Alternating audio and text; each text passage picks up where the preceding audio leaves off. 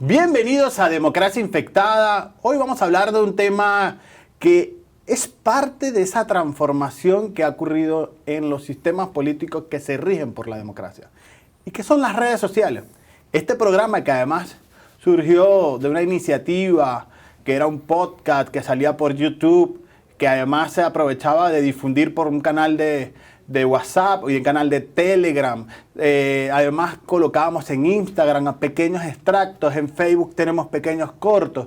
Entonces, así como nosotros logramos comunicarnos, así también se comunica la ciudadanía. Y esa comunicación que está generándose de forma espontánea no siempre contiene verdad. De hecho, hay un socialnomic que se llama Eric Qualman que dice que de cada 3 noticias que se leen a través de las redes sociales, 2 son falsas. Y eso afecta la percepción sobre cómo funciona un gobierno, cómo funcionan las autoridades.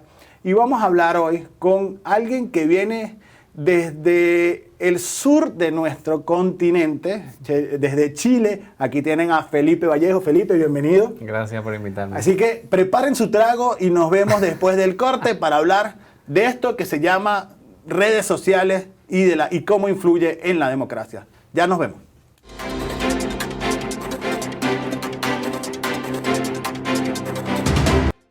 Desde Concepción, Chile, viene Felipe Vallejo. Felipe, salud, bienvenido. Salud. Yo te iba a decir bienvenido a la República Dominicana, pero tú tienes más tiempo acá que yo. Salud. Estoy completamente aplatanado. Y este es el primer podcast que estoy bebiendo, o sea que me siento bastante fuera de mi zona de confort, pero me siento muy bien por eso. Muchas gracias. No te preocupes, cuando venga el Sábelo Todo, que vengan las preguntas, espero que te toque todos los shots para ti. Ah, bueno. Vas a entrar más en confort, o sea, la lengua sale.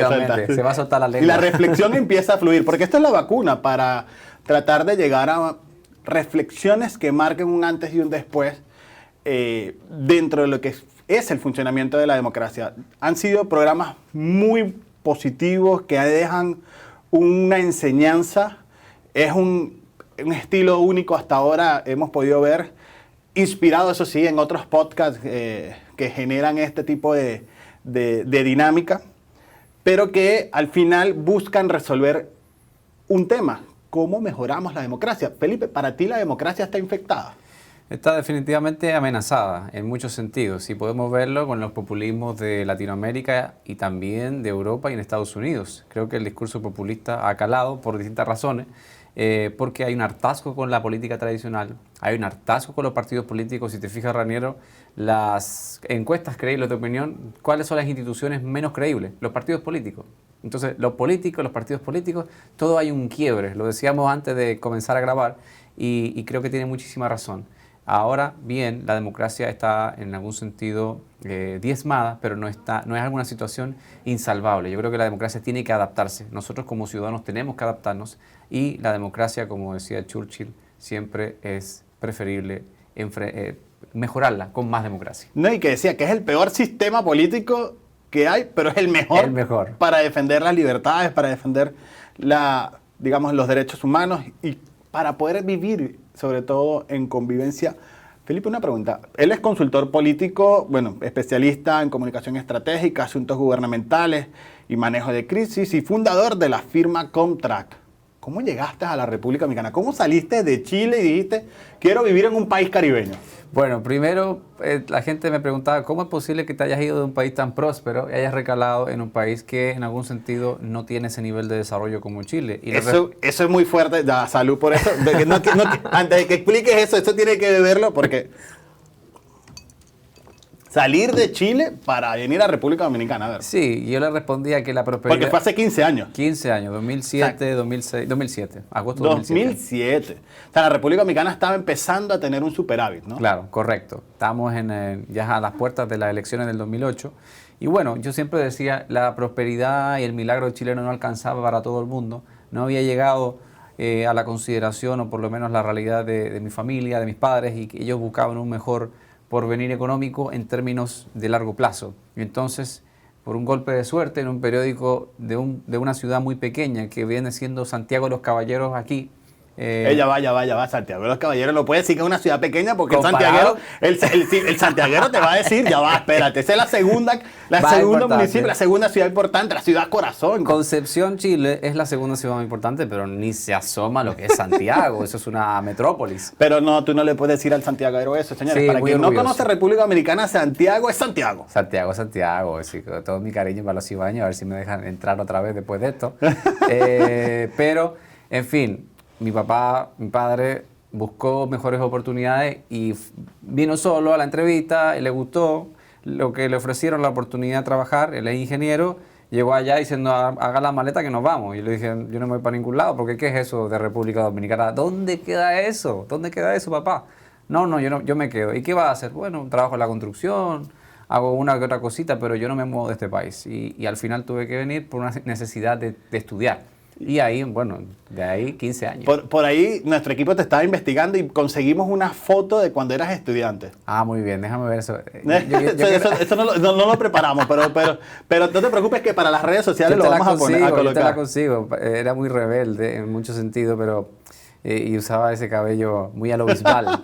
Que era un rebelde porque estaba en un proceso emocional de negación. Me quería regresar a mi país, no estaba cómodo, no estaba feliz, porque sentía que era todo tan distinto, a pesar de que hablamos el mismo idioma, que la cultura latinoamericana se asemeja en muchos sentidos, pero Chile es muy diferente a República Dominicana. Y aunque hablamos el mismo idioma, la forma de hablar del chileno es muy distinta al dominicano. O sea, primero no se entiende nada. Ahora, yo con los años me he tranquilizado porque hablaba demasiado rápido, nos aceleramos mucho, y más con esto, pero bueno, culturalmente me he ido adaptando definitivamente. ¿Y qué te enamoró de República Dominicana? Yo creo que la oportunidad que el país me ha dado de ser alguien. Yo le debo todo a la República Dominicana en el sentido profesional, porque si no fuera por este país no habría estudiado lo que tanto amo, que es la comunicación, no habría tenido las oportunidades profesionales en los medios de comunicación y no habría tenido esa puerta abierta con distintas personas que me permitieron trabajar para ellos, entre ellos el fallecido ministro de Medio Ambiente, Orlando Jorge Mera, quien fue la primera persona que me dio mi oportunidad cuando usaba ese cabello. Llegué con ese cabello, esa melena a su oficina y me dio mi primera oportunidad. Oye, tocaste un tema sensible, me salgo del guión completamente porque hablar de lo que ocurrió con el fallecido ministro de Medio Ambiente es parte de esa infección que tiene la democracia, esa visión en la que la ciudadanía entiende que ir al gobierno es ir al poder y tener el poder es tener favores. Y es justamente la desviación por el cual existe la democracia. Incluso lo de las reglas no escritas de la democracia, que es un tema que siempre hemos tocado, que es el tema de la tolerancia, el tema de lograr respetar al adversario. Y que no es el primer suceso de la República Dominicana donde ocurre algo parecido. ¿Hacer política cuesta, Felipe? Cuesta muchísimo. A Orlando Jorge Mera le costó la vida.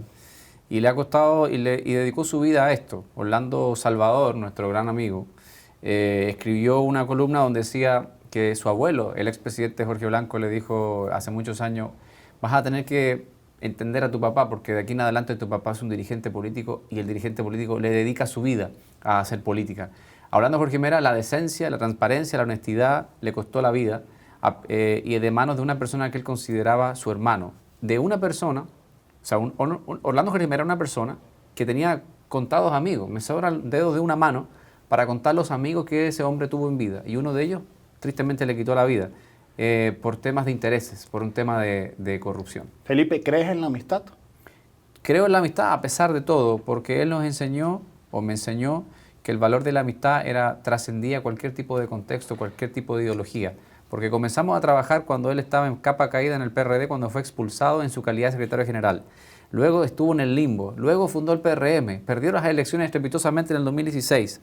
Tuvimos nuestro distanciamiento como padre e hijo, como trabajador empleado, y luego nos volvimos a reencontrar en un momento donde él volvía a la primera línea y estaba cumpliendo su sueño de servirle a este país desde el Ministerio de Medio Ambiente.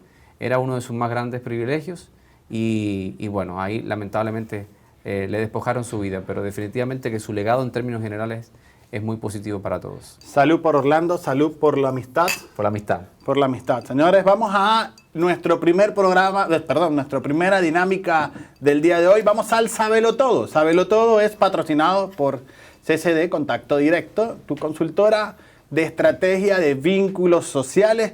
¿Qué son los vínculos sociales? Son todo lo que ocurre a lo interno de tu empresa, donde tienes que tener mejor capital social, un capital social que esté alineado y siente identidad hacia tu institución o hacia tu empresa. Es ese vínculo también con los stakeholders, con tus suplidores. Es ese vínculo social también con tu comunidad de entorno y es ese vínculo social también con ese mercado al que quieres llegar. Bueno, tú conoces ya la dinámica del Sábelo Todo, me contaste que estuviste revisando. Aquí vamos a hacer una pregunta. Si respondes afirmativamente correcto, pues devolver yo un shot. Muy bien. Si respondes, porque de verdad que producción hace las preguntas acá y lo hace con maldad, pero la maldad nunca entiendo si es contigo o conmigo. O contigo, sí. Si respondes, digamos que no es correcto, el shot lo bebes tú. Entonces vamos a la primera pregunta. Esto es, ¿en qué año salió TikTok? Uy, ¿en qué año salió TikTok? Ese shot es para mí, definitivamente, pero vamos a intentarlo. A ver, yo diría que 2019. No, 2012, Felipe. 2012, Felipe, ¿no sí. puede ser tan viejo? Es viejo, hermano. Salud. Bueno, vamos. Pero pegó, bueno, fíjate lo que tarda en madurar un 2012, proyecto. no puedo creerlo. A ver, esta segunda pregunta. Este es el mejor podcast del mundo, señor. O sea, El peor podcast, no. El mejor. El mejor. Buenísimo. De aquí salimos a seguir bebiendo. Sí. A ver, ¿cuánto tiempo duró la dictadura de Augusto Pinochet? De 1973 a 1990. ¿Años? Bueno, son 73, 83, 17 años. No. Dijiste bien, porque fíjate que dijiste 73, ¿no? 1973. 83 hay 10, del 83 al 90 hay 7, 17 No, años. exacto. Aquí Entregó el poder en el hubo un 90. error ahí. Son 16 años que tuvo en el poder, por cierto. Pero no importa. Aquí estamos en vivo. Marzo 1990. Él salió en marzo de 1990 y entró el 17 de junio de 1974. Sí, 16 años y... Este lo voy a compartir contigo porque es tuyo, de verdad no es tuyo. esperaba. Salud. No esperaba que respondiera. El que me preguntaron ahí, si no sabía la Esto me historia regañó de un poco. Si no sabía la historia de mi país, ¿Mm?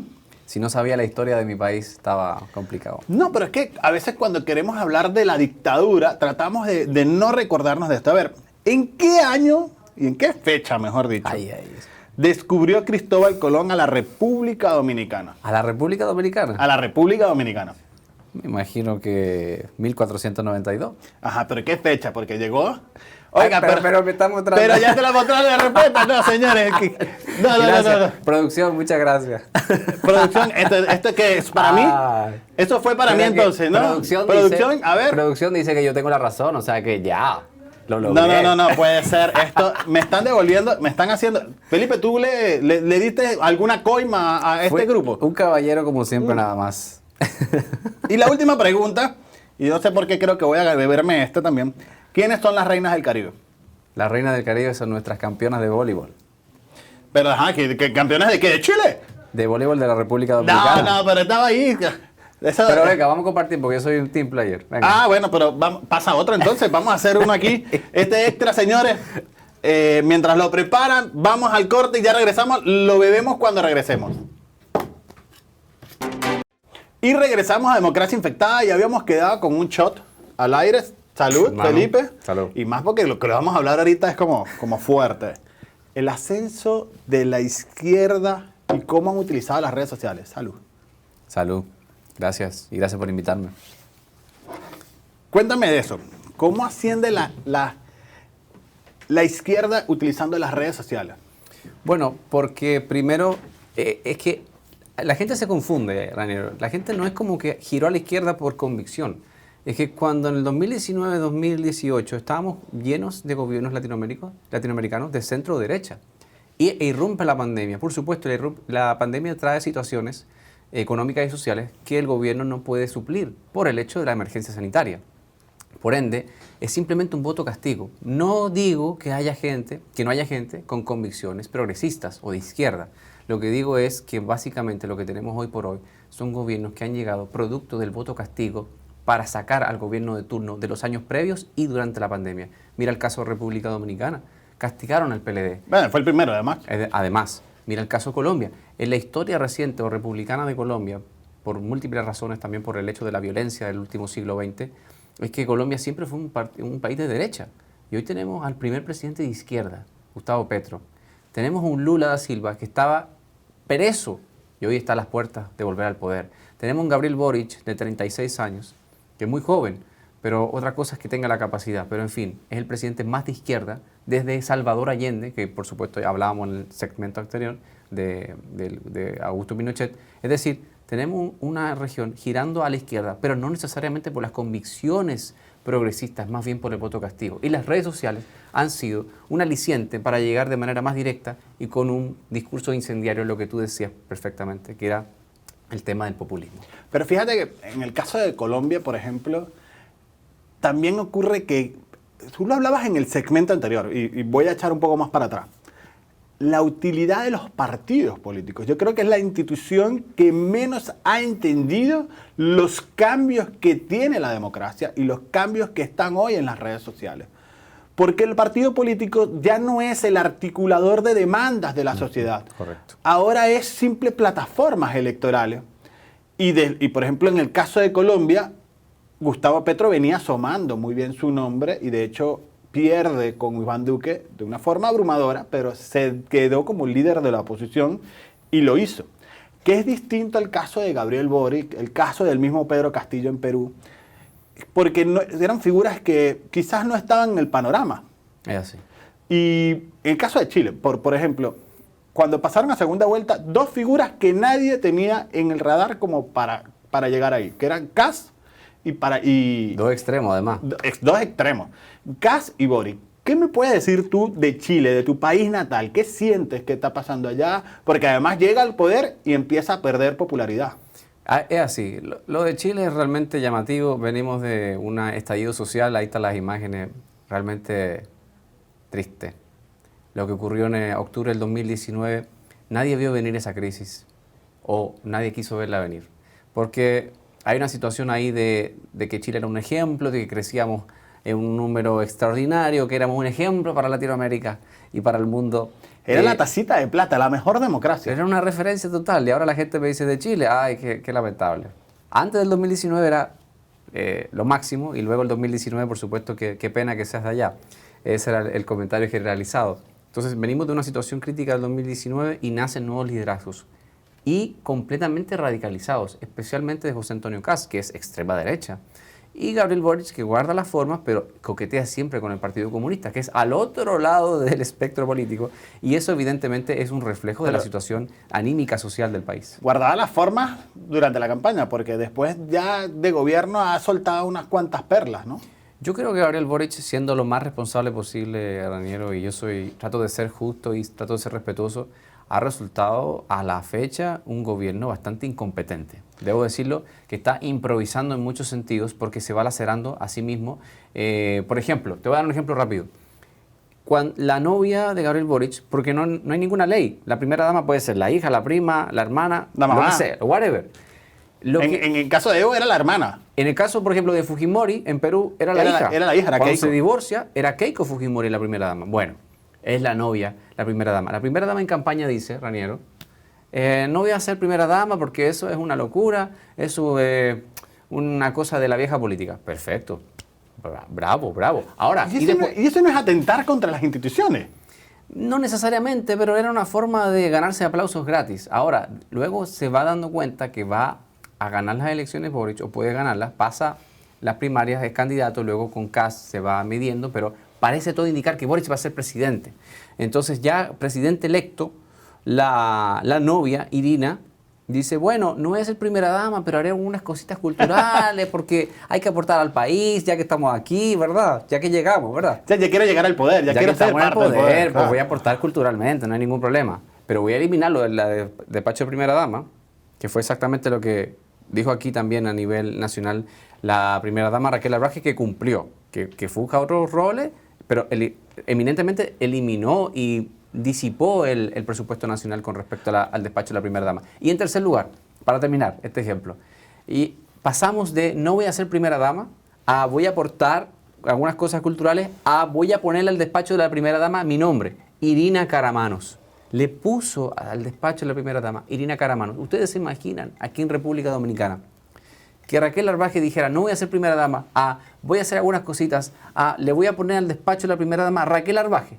Eso es lo que ha ocurrido en Chile. No, pero entonces no creemos en el personalismo político, pero lo promovemos, ¿no? Lo promovemos porque una cosa con violín y otra cosa con guitarra. Y cuando llego al poder es otra cosa muy diferente. Salud, hermano. Salud, porque a veces la incoherencia del populismo, de querer caer bien en las redes sociales, de querer entender que la gente quiere eso y decirlo solo por votos y al final no cumplirlo. Yo tengo una pregunta maliciosa, a ver. Vamos, estoy listo. En el gobierno de Danilo Medina, ¿quién era la primera dama? ¿Quién era la primera dama? Mira. Esto no es el sabelotodo. Debo decir, no, pero gracias a Dios, porque no tengo la respuesta. Pero cualquier cosa, pues preparamos un shot, no hay problema. Preparamos un shot para la respuesta. Yo pienso que la primera dama en el gobierno de Danilo Medina era, en muchos sentidos, por la agenda que llevaba la primera dama, no quiero sonar despectivo, pero tenía todo el acceso del mundo y toda la alfombra, se disputaban dos. Eran como la niña bonita en un sentido figurado del gobierno. Era por un lado Gustavo Montalvo y por el otro el vocero político que es José Ramón Peralta. Yo creo que ahí estaban... ¿Y la esposa? ¿Y Candy Montilla no hacía nada? La esposa hizo una... La esposa de Danilo Medina, debo decir, que fungió un rol de primera dama como se hacía en los años 60 y 70. Muy sutil, pero muy específico.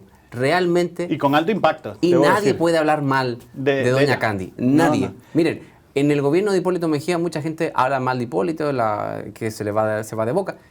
Cuando murió la viuda, la esposa del presidente Hipólito, nadie dijo nada malo. Y yo creo que cuando llegue el momento de despedir a doña Candy, que Dios le dé salud. Que Dios le dé salud. Claro, que queden muchos años para ello. Será lo mismo, porque todo el mundo le guarda muchísimo respeto. De hecho, hablabas de Hipólito y uno de los personajes con que me ha tocado tener algún tipo de reunión que me sorprende su calidez es Hipólito. O sea, es impresionante cuando tú hablas con él. Te atiende como si tú fueras alguien más de la familia. No tuve el placer de conocer a doña Rosa, pero sí a Carolina Mejía. Que es un encanto de persona. Y Carolina parece haber adoptado de la mamá eso. Así es. Porque ¿saben qué hace la diferencia en los políticos? La capacidad que tienen de conectar, de sentir y de hacerte parte de algo. Carolina Mejías tiene una habilidad de que cuando te ve, te saluda. Te trata con todo el cariño del mundo. Y te trata con todo el cariño del mundo. Mientras que los políticos creen... Mira, yo siempre he puesto este ejemplo, Felipe. Los políticos son como los grandes artistas. La diferencia es que tú vas y pagas para ver al artista. Hay políticos que no entienden de eso, de que generar esa fervor, y pagan más bien para que lo vayan a ver. Pero el político, y ese es el liderazgo perdido quizás de las democracias, porque hoy en ningún país tú puedes encontrar quizás un líder que mueva tantas masas como lo hacían antes. Sí, así es. O sea, yo creo que en el caso de la República Dominicana, debo decir, el que quizás mueve algo de liderazgo, desde el liderazgo, de lo que representa el líder, del ideal de esa persona que busca seguir, pareciera ser Leonel Fernández. Sí, así es. Pero, por ejemplo, en el caso de Venezuela, Hugo Chávez movilizaba, Álvaro Uribe Vélez moviliza, porque parte del éxito de la victoria de Petro fue el antiuribismo. Así es. Pero después Lula pudiera ser ese otro que tú vas porque lo quieres ver. Yo, por ejemplo, tú le preguntas a muchos políticos y te dicen que quieren conocer a Lula. Pero después ese liderazgo se pierde. Por eso se pierde la democracia, Felipe. Yo creo que sí, que es importante ese toque personal de empatía, de conexión. Lo que dice Raniero con respecto a Hipólito, a Carolina. Me acuerdo cuando vino Sebastián Piñera, hace muchos años, mi querido Ito Bisonó lo trajo al país y me invitó, tuve el honor de el privilegio de estar unos minutos con Sebastián Piñera, hoy expresidente que cayó, bueno, en el desprestigio total, lamentablemente. Y fuimos a la casa de Hipólito. Entramos, yo era un niño, o sea, te estoy hablando hace 8 años fácilmente. Soy muy joven todavía, pero estaba muy joven ahí. Y entramos y Carolina te recibe. Carolina no me conoce y te recibe con todo el cariño del mundo. Ya marca una diferencia en la persona. O sea, ¿quién es esta persona que me recibe con este nivel de cariño y de deferencia? Hipólito te recibe con platos de mango, tú sabes que es muy famoso, de la fruta que trae de su finca. Y Piñera le pregunta, ¿qué es lo más difícil que pasaste en tu gobierno? Como presidente, ¿cuál fue la decisión más difícil? Y Hipólito responde, lo más difícil que pasé en mi gobierno fue la situación de los banqueros, porque eso definió mi gobierno y me sepultó para una posible reelección. Hipólito Mejía es tal cual lo ven ustedes en cámara, es tal cual en privado. Y yo creo que esa calidez es importante para la democracia, por más que se le menosprecie en el sentido de que eso no trasciende nada, pero por supuesto que trasciende, porque provoca una cuestión muy humana, que es la conexión.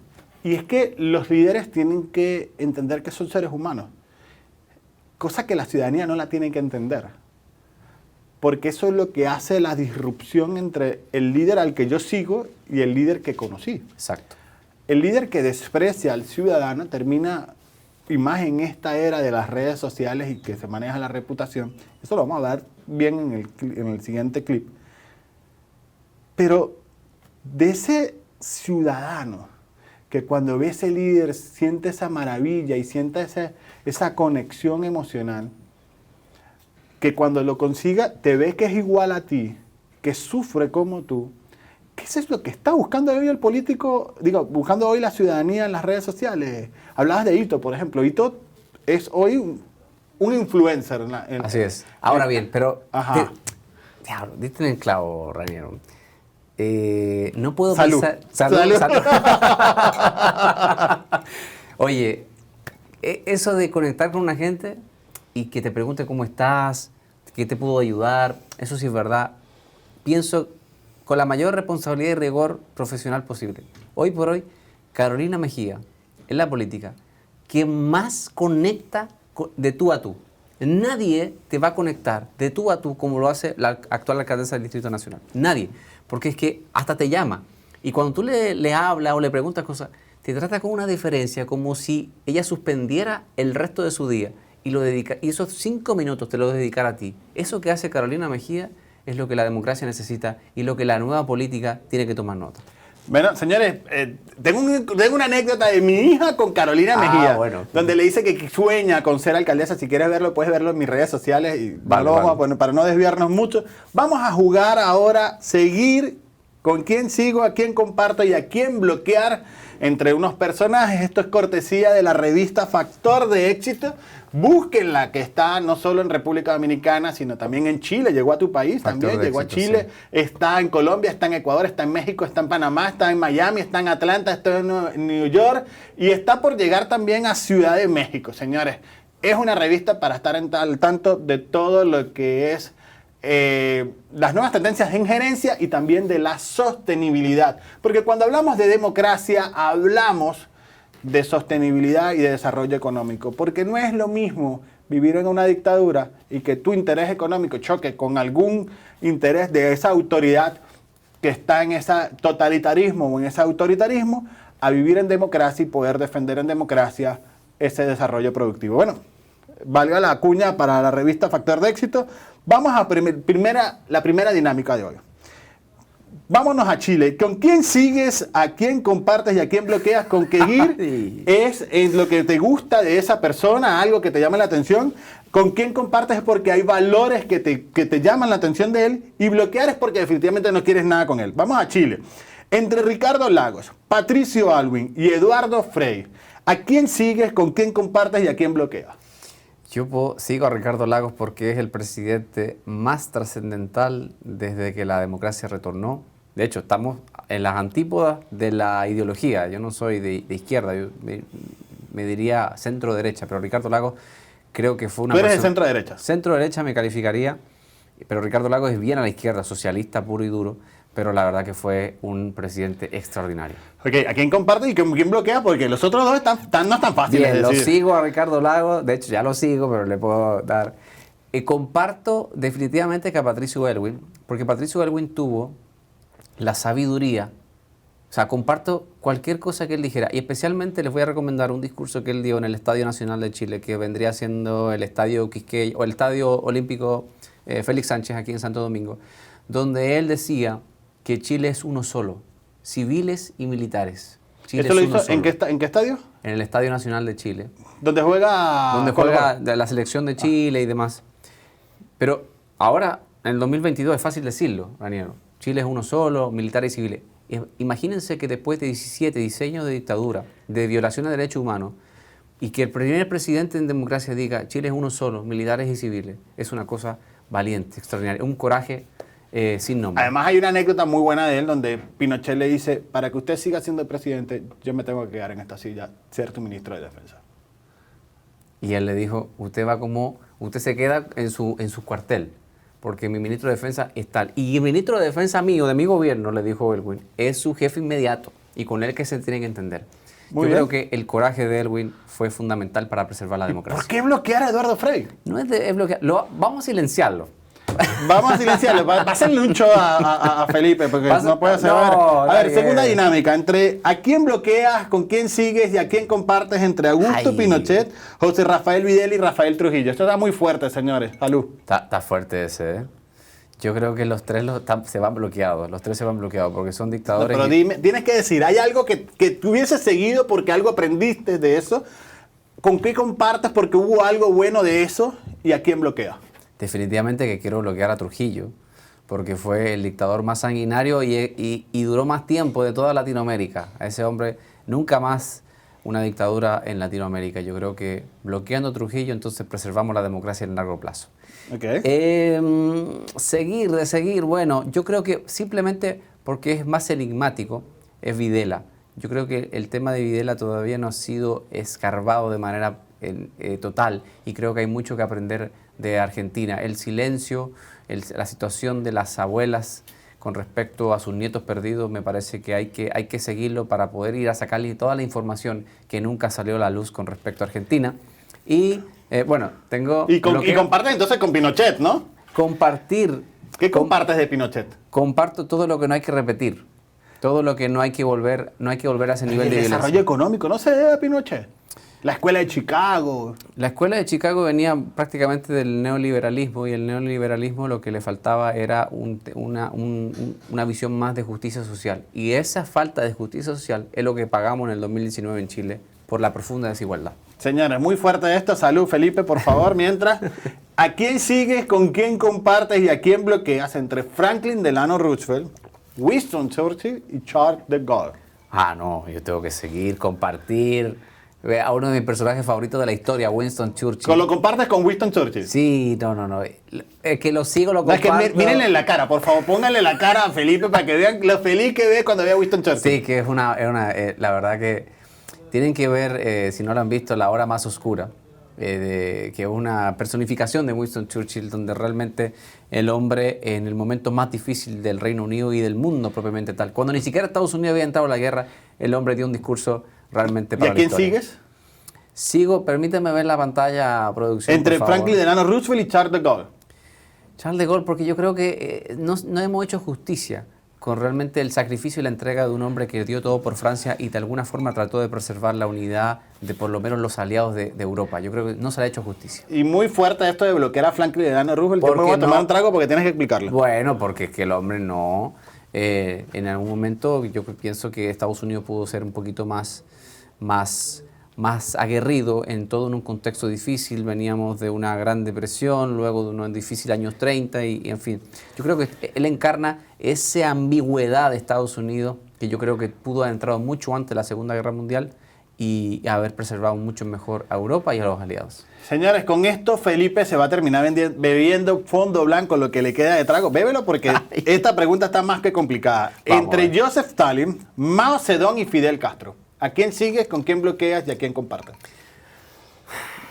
Toma. ¿A quién sigo?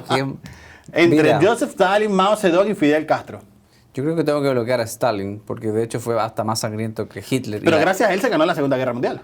Sí, porque fue un aliado conveniente, pero el nivel era un sanguinario. Y peor que Hitler, lo que pasa es que la historia no lo dictamina así.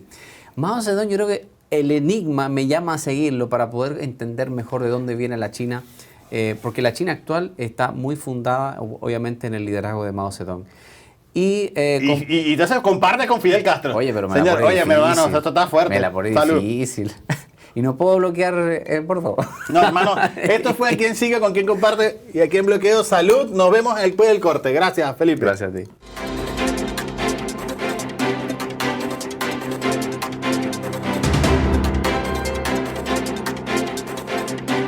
Y ya llevamos media botella, Felipe, creo. Fácil, Salud. fácil. Fácil, ¿no? Y bebiéndonos bebella botella, esta vacuna que nos ayuda a vencer esta infección que tiene la democracia. Hablemos de algo que Edgar Gutiérrez hace 2 semanas decía: hoy Estados Unidos no es igual de democrático que hace 10 años. ¿Qué está pasando en la democracia en los Estados Unidos, Felipe? Se está radicalizando. Obviamente, Donald Trump del 2016, para mi gusto, una elección que definió en muchos sentidos los próximos 10 o 15 años, y lo podemos ver con el tema del aborto, ya que él colocó 3 jueces en la Suprema Corte, y eso obviamente balanceó a favor de los conservadores esta reciente sentencia donde vuelve a penalizar el aborto. Yo pienso que la democracia en Estados Unidos obviamente se ha deteriorado, y lo vimos cuando Donald Trump entregó por las malas el poder, porque perdió las elecciones de noviembre, pero por una situación muy particular.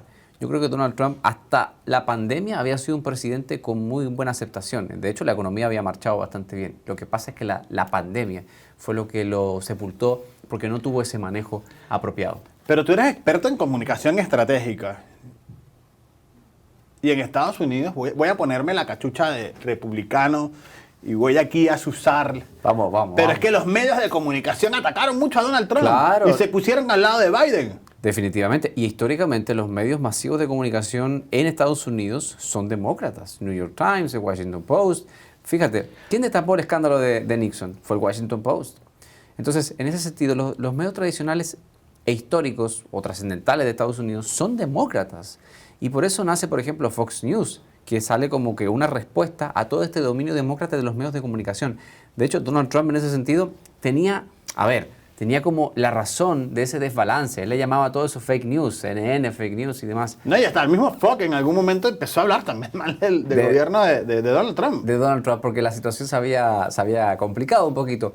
Pero en ese sentido, creo, claro, el balance de los medios de comunicación es fundamental para la democracia. Y en Estados Unidos ellos hasta publican editoriales diciendo votaremos por Joe Biden en este caso, y Joe Biden, con el dolor de mi alma, lo debo decir, ha sido un gobierno nefasto. ¿Y tú qué piensas? Porque veíamos imágenes del tema del aborto. ¿Tú crees que el tema del aborto va a tener una incidencia en estas elecciones de medio término, y así también como esa otra sentencia de que las armas son disponibles? Yo creo que lo puedes portar y que es visible a la gente después de los asesinatos que han ocurrido en las escuelas. Creo que el tema de las armas, obviamente, hay detrás un lobby histórico y muy sistemático.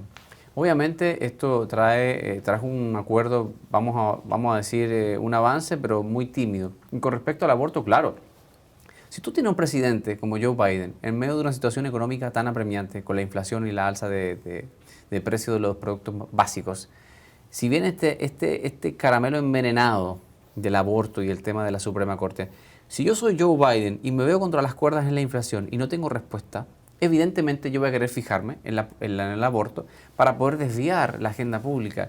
Pero el aborto ni siquiera va a ser suficiente, porque el aborto moviliza a una parte del electorado. Pero la inflación, cuando se meten con tu bolsillo, moviliza al 100% del electorado. Y las elecciones de medio término reflejarán este tema. ¿Quién gana para ti? ¿Republicanos o demócratas? Republicanos, pero por mucho. ¿Y en el 2024? Va para afuera Joe Biden. Ok, no, pero si Biden no va a la reelección, ¿quién gana?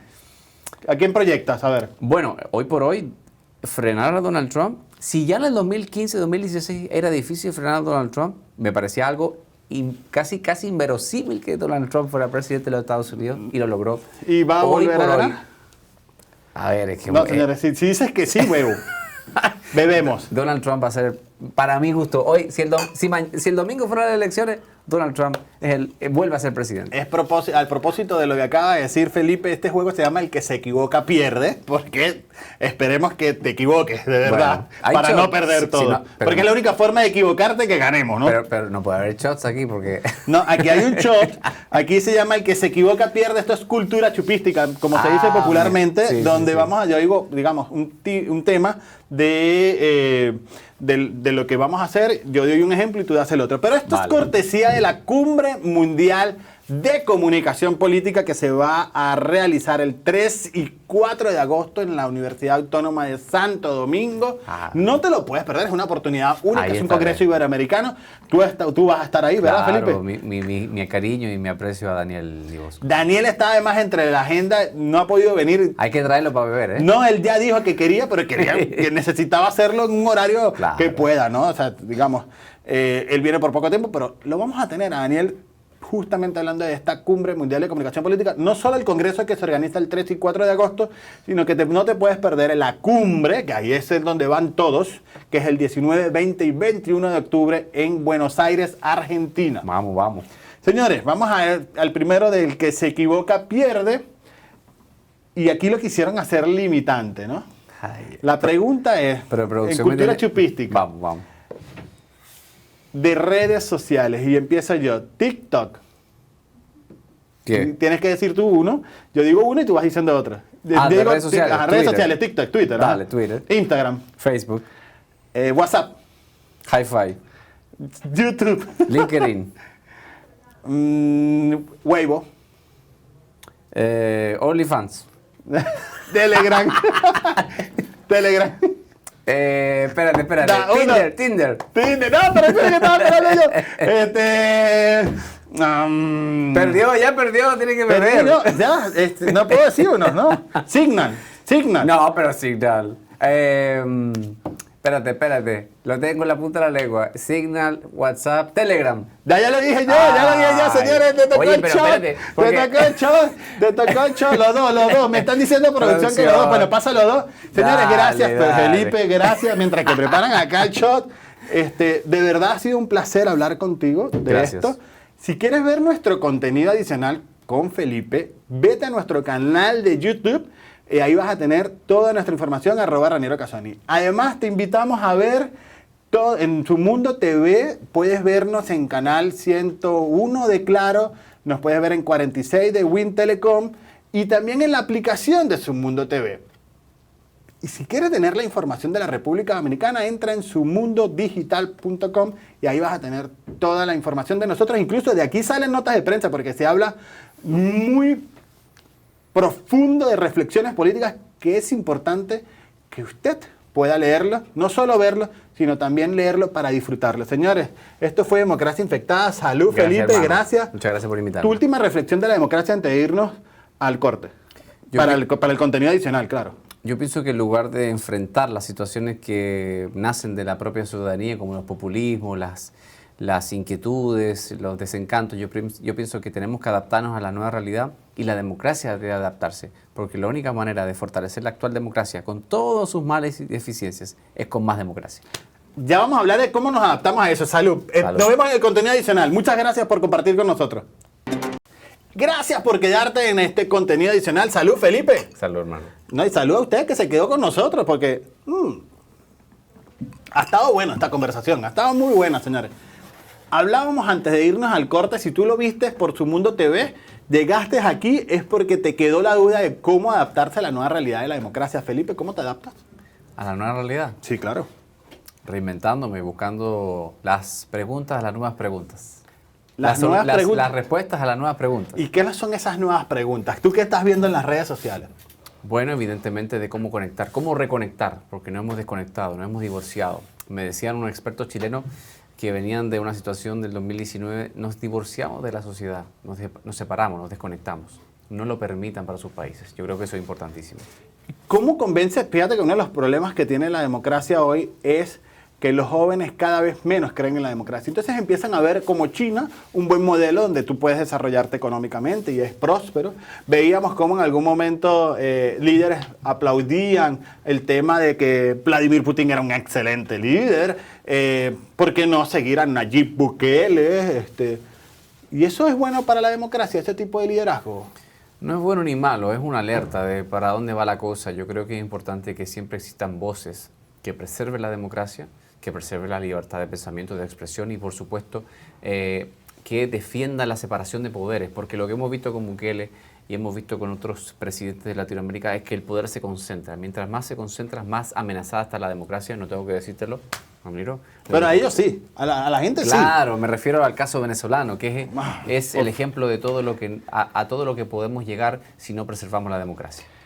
Ay, Dios mío, hablar de Venezuela. Duro, sí. Aunque el ron es bueno, ¿eh? Que era como que, bueno, sí.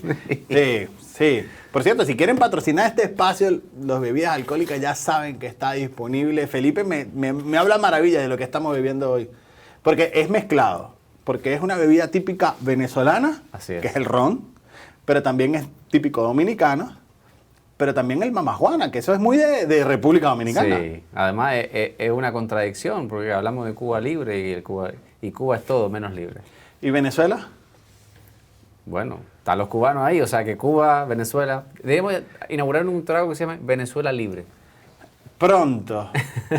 Yo más bien espero que más allá de celebrar un trago que diga Venezuela Libre, es que Venezuela vuelva a tener la democracia fulgurante que tenía antes del 98. Era un faro de luz. Vamos a ver si lo retornamos. 2 preguntas antes de jugar la dinámica de los conceptos.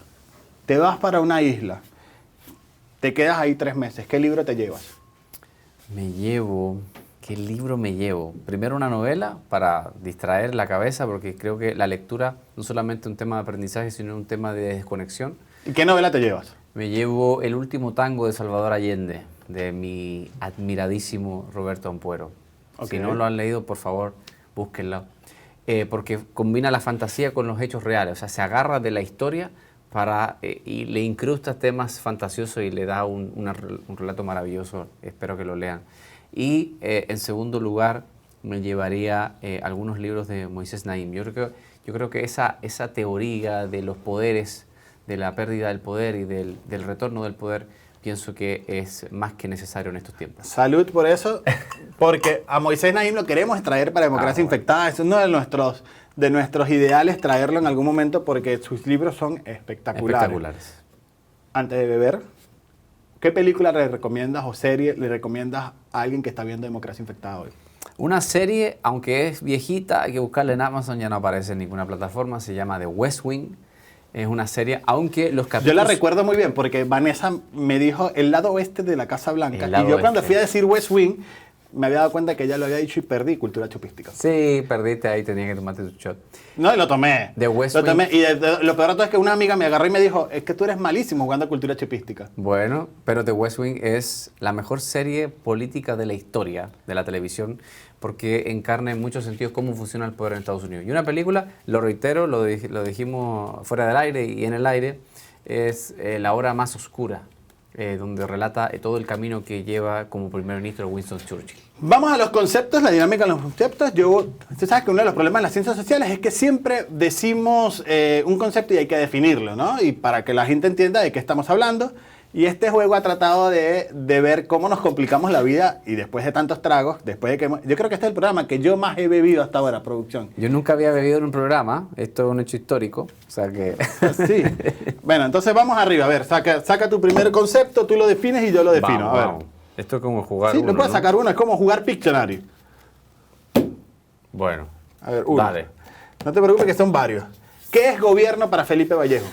Gobierno es el sistema donde el cual obviamente rigen las instituciones democráticas, legislativo, ejecutivo y judicial y mantiene el orden y preserva la paz social. El gobierno es lo que está representado por funcionarios justamente para ver de los sistemas políticos, es decir, tanto legislativo, ejecutivo, judicial. ¿Y qué es distinto al Estado?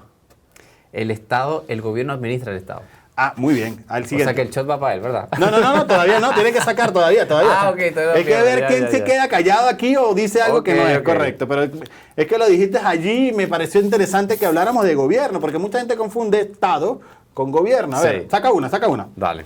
A ver, rápido, a ver. Ideología. ¿Qué es ideología para Felipe Vallejo? Primero, la ideología no existe en la República Dominicana. La ideología es esa tendencia de pensamiento, la corriente de pensamiento, ya sea de izquierda, de derecha, de centro, obviamente atado a cuestiones históricas, pero sobre todo a las convicciones actuales de qué debe ser un gobierno en función social o más bien del desarrollo económico. La ideología es la modalidad que piensa el político o el pensador de cómo debe administrarse el Estado. Y es extraño, pero yo en la República Dominicana muchos se defienden de izquierda, Nadie de izquierda en este país, Yo voy a sacar nadie. otra, a ver, ¿qué es aristocracia para ti? La aristocracia. La aristocracia. La élite. Aristocracia La es élite. ya La élite. La élite. Bueno, la aristocracia es justamente un gobierno, el modo de manejarse a través de la élite, La a élite. través del el ente. Vamos a sacarme el shot, por favor, porque esto se lo bebió Felipe, señores, Ay, coño. porque pensó mucho que es aristocracia. Sí, lo pensé, lo que estaba buscando la respuesta Salud. perfecta. Y, bueno. Salud. Salud. Muchas gracias, Felipe. No, gracias a ti. Adelante. Es el No te último pierdas. shot que me Todos bebo. los sábados de 9 a 10 de la noche en Su Mundo TV, en la aplicación nos puedes ver. Y si no, por acá por el canal de YouTube. Muchísimas gracias y hasta la próxima oportunidad.